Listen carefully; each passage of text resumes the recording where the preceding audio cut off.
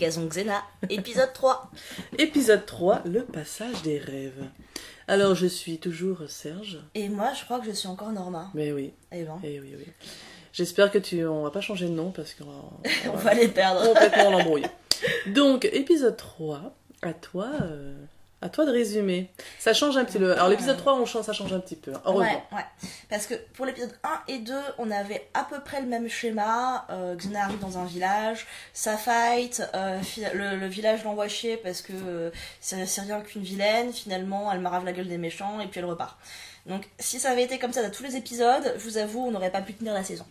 Mais là, heureusement, il y a un grand changement. Gabi et Xena arrivent dans un village. Jusque-là, on reste. Ça reste dans tout connu, quoi. Et puis, elles ont besoin d'aller. Xena a besoin d'acheter un truc, genre, je sais pas.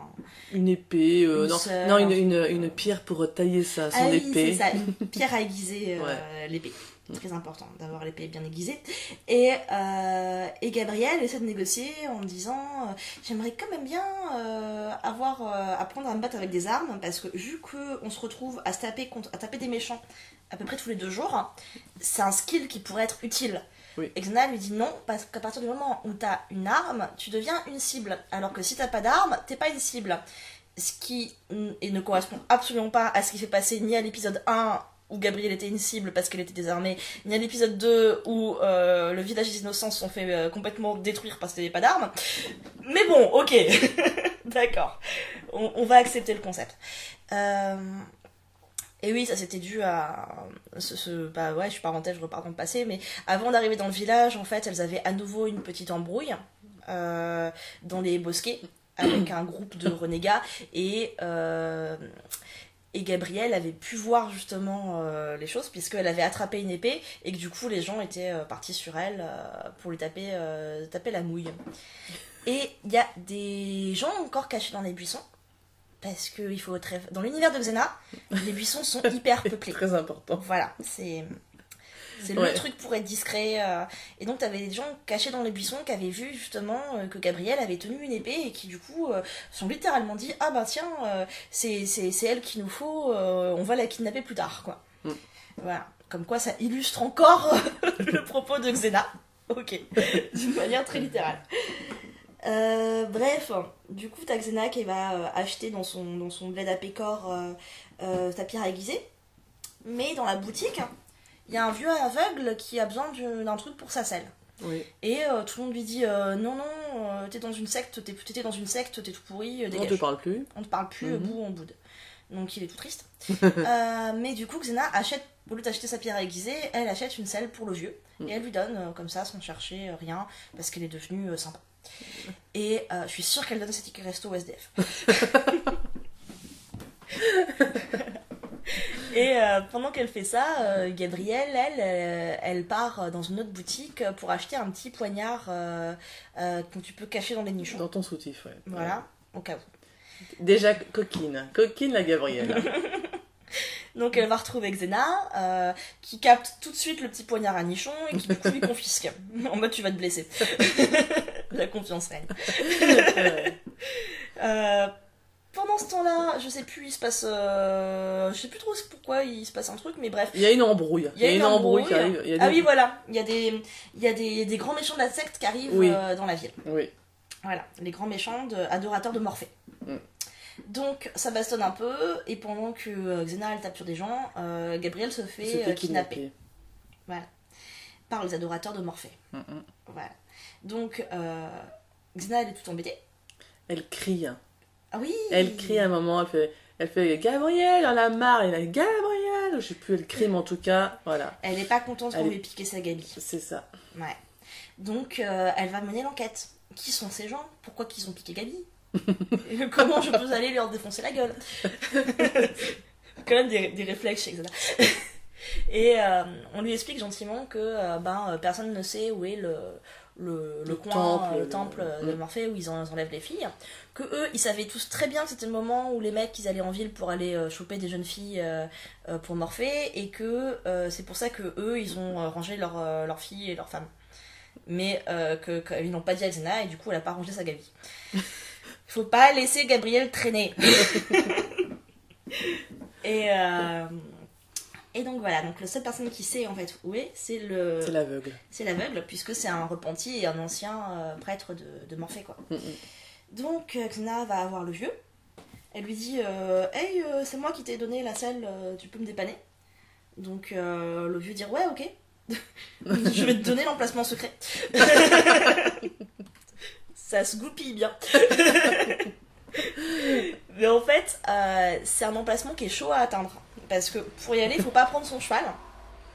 Alors, ce qui est bizarre, vu que les gens qui ont enlevé Gabriel, ils sont quand même partis avec en cheval matériellement, et ils sont arrivés en quelques heures, donc ça va quand même être dans le secteur.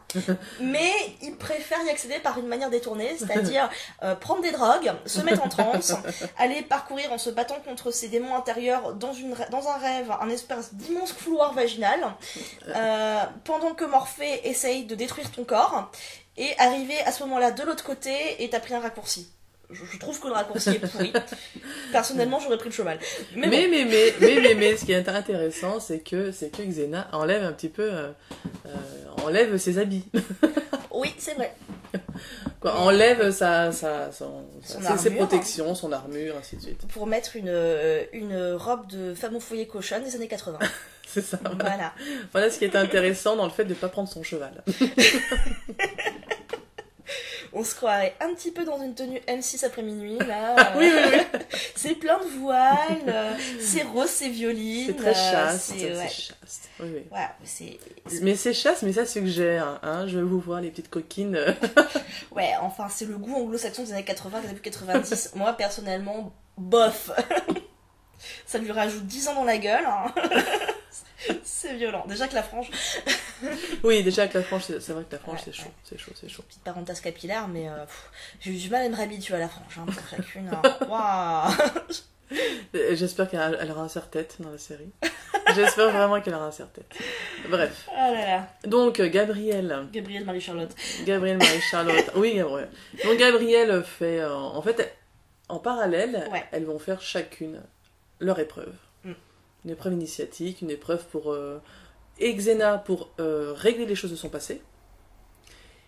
Et Gabrielle pour finalement un peu combattre le futur non pas le futur, le présent, son présent, c'est-à-dire s'armer pour et choisir ses armes à elle. Voilà, c'est ça. Et ouais. Alors sur le premier épisode, il y avait l'épreuve un peu Koh-Lanta. Là, tu la qualifierais comment, un peu Attends, c'est la première épreuve, il y a Koh-Lanta. Oui, avec les poteaux. Ah oui. Comment je pourrais qualifier ça, une espèce de labyrinthe. Moi, ça m'a fait penser un peu à une émission de merde qui était passée sur TF1, genre Pago Pago ou... on a vraiment besoin de toi, Serge, pour ce genre de référence. Merci. Mais vraiment, les trucs sur TF1, Pago Pago, où tout est bien évidemment, tout est en carton-pâte. Hein. Alors, là, je pourrais peut-être différencier un petit peu avec Fort Boyard, là, putain, là, tu vas fighter. Mais les trucs sur TF1, c'est vraiment du carton-pâte, quoi. Et donc, Pago Pago, je me souviens de ça avec Olivier Chiabodo. Si vous vous souvenez de ces gros nazes. J'avais oublié ce mec. Bref. Donc voilà, en fait, voilà. Ouais. Donc Gabi doit faire une épreuve avec Olivier Chabodeau. En fait, le truc, c'est que les gens qui l'ont kidnappé lui disent, en gros, tu butes quelqu'un, t'es libre. C'est ça. Sauf qu'en fait, la vérité vraie, c'est qu'il l'arnaque parce que elle est libre si elle bute personne, mais si elle bute quelqu'un, elle devient fiancée de Morphée et coincée à vie. Donc c'est un peu nul comme plan. Mais ils la mettent toujours enfermée dans des pièces qui sont labyrinthiques avec des gladiateurs qui essaient de la buter. En lui disant, ta seule solution pour t'en sortir, c'est de buter les gladiateurs. Alors je me dis, en fait, ils doivent vraiment avoir un gros usage de gladiateurs à usage unique, s'ils font ça chaque année. Parce que... voilà. Et comme Xena, quand elle lui avait dit, wesh... Ah putain, je repars dans les wesh. Quand Xena lui avait dit, wesh, faut pas te taper avec des armes, il vaut mieux que tu utilises ton atout. Ton atout, c'est la parole. Que d'abord, si tu le peux, tu fuis. Si tu peux pas, tu fais en sorte que les méchants ils se tapent entre eux. Et tu fuis. Et le troisième, c'était quoi il y a encore un truc de fuite. Je ne sais plus du tout. C'est vrai qu'il y a trois phases. Ouais, il y a 3 phases. Toutes les phases se finissent par t'essayes de faire en sorte qu'il se bute tout seul et tu te casses. Oui, tu te casses. Voilà, et si tu peux te casser avant, bah tu te casses avant. Et ce qui est vachement bien, je trouve, de la part de Xena, parce qu'elle qui est quand même quelqu'un qui va flinguer direct, hein, et qui plante un couteau dans le bide, c'est que justement, là où elle bosse des choses de son passé, c'est qu'elle dit à Gabriel, parce qu'elle l'aime beaucoup, de pas justement de pas tuer, quoi. Ouais, parce que l'idée de Xena aussi, c'est qu'une fois que tu l'as fait, ben t'es plus jamais pareil. Voilà. Et que tu peux pas revenir en arrière là-dessus. Elle, ça la hante encore, elle se rappelle aussi de son premier assassinat. Et voilà, elle aimerait bien que Gabriel n'ait pas à passer par les mêmes choses qu'elle. Elle prend soin d'elle. Elle prend soin d'elle. Et ouais, non, mais c'est cool parce qu'en plus, les conseils de Xena sont les mêmes que ce qui est donné en Aikido au tout départ. C'est que le premier réflexe, c'est de fuir. Et que c'est seulement si tu ne réussis pas à fuir que de là, tu passes en défensif. Voilà. Mais t'attaques pas pour le plaisir d'attaquer parce que c'est complètement con, tu risques ta vie pour rien. Donc non, c'est cohérent, ces conseils. C'est pas sorti du cul d'une chèvre. Mais du cul de Xena. Qu'on ne voit pas dans cet épisode, pas tout de suite en tout cas. Ou pas du tout même. Pas du tout, non. On voit toujours sa petite jupette. J'ai loupé un cul. Non, pas du tout. C'est bon, je me rassure. Ouais, et donc qu'est-ce qui se passe? Eh ben, on revient sur Gabi. Gabi est préparée, il l'emmène aux épreuves. Il l'emmène dans une espèce de galerie des glaces avec des espèces de panses de brebis étendues, des trucs à moitié transparents partout, et elle voit qu'il y a 2 gladiateurs, donc elle réussit à faire une petite arnaque pour qu'ils se butent entre eux. Donc elle a tué personne, ils sont tous les deux morts, mais c'est pas elle, elle est pas touchée. Enfin, je trouve que ça se discute un peu, mais bon. Elle s'en sort. Ensuite, elle se retrouve dans une autre épreuve où c'est par la parole, elle se retrouve à faire en sorte de monter les gladiateurs les uns contre les autres. Oui. Voilà, pour les faire d'abord, affrontez-vous entre vous et je prends le plus fort. Voilà, enfin, elle se débrouille comme ça toujours pour tuer personne. Très très maligne la Gabi. Voilà, jusqu'à maintenant ça va bien. Du côté de Xena, en fait, pour être dans le passage, elle doit être préparée donc par l'ancien prêtre qui lui met de l'huile sur le corps, qui la met en transe et qui est censé protéger son corps le temps qu'elle fasse le passage. Mais il faut qu'elle se grouille parce que si elle n'est pas assez rapide, le corps va s'autodétruire en quelque sorte. Je comprends pas les règles de l'univers, mais allons-y. Donc elle commence à rentrer dans le labyrinthe. Il lui a prévenu, hein. C'est ton rêve, donc il n'y a que ton esprit qui est dedans, donc tu ne crains rien, continue juste tout droit, quoi. Enfin, on voit les trucs se faire foutre et va jusqu'à ta cible. Mais bon, hein, Xena est quand même vachement troublée, il y a des gens qu'elle a tués pendant le passé qui viennent lui discuter avec elle, lui rappeler « t'as tué mon frère, t'as tué ma soeur, il s'appelait Jean-Marc, voilà ». Et du coup, elle se fait retarder, bêtement, parce que pourtant elle avait les instructions, mais bon, elle doit lutter contre sa conscience, sa culpabilité, donc ok, elle accepte de se faire polluer l'esprit par tous les gens dont elle a flingué le beau-frère, voilà. Elle continue, elle avance, elle revoit des gens qu'elle a tué des gens qu'elle a tué elle-même, ça la retarde, elle lutte, et puis hop, elle y va. Et elle arrive jusqu'à la fin, elle pense que c'est bon, sauf que là arrive littéralement elle-même en face. Sa mauvaise conscience, une Xena, non pas avec les yeux bleus, une Xena avec les yeux noirs. Ah, les yeux noirs. C'est ça le côté pupille. Voilà. J'avais l'impression que ses pupilles étaient dilatées, genre j'ai pris de l'extra. Non, elle avait les yeux noirs, un petit peu comme dans Buffy ou comment elle s'appelle là, Willow. Willow au moment devient une sorcière noire. Oui, avec les grands yeux. Voilà. Ouais. Et donc, Xena doit littéralement s'affronter elle-même. Voilà. Littéralement. Alors. Attention, spoiler. Ouais, attention, spoiler. Elle y arrive. Ouais, et surtout, spoiler sur. J'adore Xena, mais parfois c'est quand même très ridicule. Elle comprend que elle est la clé. Mais genre littéralement, donc elle la prend et la balance dans la porte. La porte s'ouvre. Ok. Ok. Ça c'était très bon. Ouais, ça je m'y attendais pas quand même. Et elle réussit à retrouver Gabrielle au moment clé justement, puisque Gabrielle cette fois elle est dans une espèce de tunnel où ils font venir des pics contre elle, où le gladiateur est en face et elle a juste pas le choix quoi, faut le combattre. Mais du coup comme elle veut quand même pas le tuer parce qu'elle a bien suivi les instructions de Xena, Xena arrive, elle balance à Xena une épée et c'est Xena qui bute le mec, donc ça compte pas. Voilà, et elles s'en sortent et repartent pour de nouvelles aventures. Ouais. on a quand même une petite happy end parce que du coup le prêtre aveugle que personne n'aimait, comme tous les vilains prêtres qui tuaient des gens ont été bousillés, et ben du coup c'est lui qui redevient un prêtre de Morphée, tout seul. Oui. C'est vrai. Voilà, donc ça c'est cool pour lui. Je crois que d'ailleurs qu'il retrouve la vue sur la fin. Ah, j'ai pas souvenir de ça.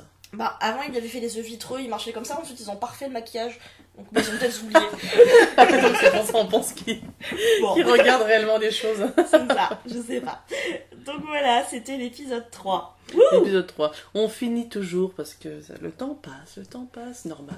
Déjà Donc on fait, ouais. On finit, sur toujours le petit point Xena, Gabriel. Moi j'ai noté 2-3 petites choses, à moins que tu veuilles parler d'autres choses entre temps. Avant de finir sur Xena Gabriel, Oui. je pense qu'on peut quand même faire les 2-3 focus rapidement. D'y voir. Alors, on peut faire le focus naturopathie. Parce que, je veux dire, c'est quand même incroyable cette huile pour le corps qui réussit à retenir l'âme pendant que le dieu te la bouffe. C'est top, top. Il faut toujours avoir un vieil aveugle naturopathe avec soi. Leçon. Hein. Le point 2, c'est le décor du passage des rêves. Ah oui. Oh mon dieu, il est merveilleux. Il est tellement kitsch. Fait de voiles, Ouais, de gros rochers en carton, de voiles transparents avec des couleurs. Enfin, t'as l'impression de voyager dans un vagin géant. C'est ça. Et donc Xena remonte vers le col de l'utérus, c'est pour retrouver sa déesse Gaïa intérieure. C'est l'épisode naturopathe. Oui, non, mais c'est très... c'est assez M6, M6 dans les années 90, les films érotiques. T'as un mélange de trip New Age sous acide et de films érotiques d'M6 pour ménagères. C'est hyper chelou comme mélange. Et toujours la petite musique à cornemuse, alors la qui casse un peu l'ambiance. La cornemuse érotique de M6, on l'a pas. Et il y avait encore un point, le jeu d'acteur de Lucie Lolas. Elle joue pas très bien du tout. Ouais. Elle ne joue pas très bien du tout. Il n'y a aucune nuance entre torturée et un petit peu heureuse. Pas du tout.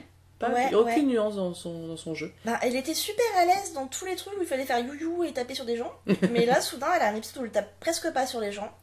Et où elle doit avoir des émotions. Et tu sens que ça la déstabilise. Mais Gabriel peut lui amener des émotions quand même.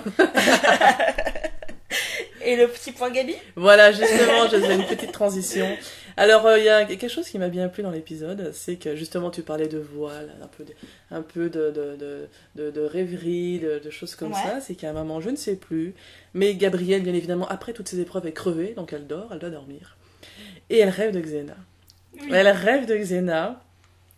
Et elle susurre son prénom dans son sommeil. Et moi, j'ai trouvé ça assez très intéressant. Donc, elle commence à susurrer son prénom parce qu'elle appelle Xena, quoi, parce qu'elle a besoin d'elle pour justement avancer et être un petit peu prendre sur elle, quoi, pour combattre. Donc, elle pense à Xena. Et elle rêve de Xena. Oui. Voilà, ça c'est un peu... Elles se retrouvent quand même toutes les deux durant le rêve, chacune dans une espèce de petite robe érotique M6, dans une espèce de chambre en garçon-pâte, et tu te demandes vraiment ce qui pourrait se passer dans cette chambre en nuisette. Hein. Oui, ouais. Il y a pas mal de regards qu'en disent long tout au long de l'épisode. Absolument. Voilà. Et à la fin, de toute façon, c'est toujours nickel, à la fin elles sont toujours ensemble. Quoi. Ouais. Elles sont toujours ensemble, on continue la route, et ainsi de suite, Et il y a plus de rapprochement dans cet épisode. Alors, on reste quand même dans un truc où ça se voit plus sur Gabrielle, l'attirance pour Xena, puisqu'elle susurre son nom en dormant. Mais Xena est quand même capable de risquer sa vie pour aller combattre un dieu, pour aller retrouver Gabrielle. Donc, je pense qu'on peut présumer qu'elle l'aime bien. C'est ça. Voilà. Bon, voilà. En tout cas, on continue. On veut savoir. On veut en savoir plus. On veut en savoir plus. Et à très vite. À très vite. Salut. Salut.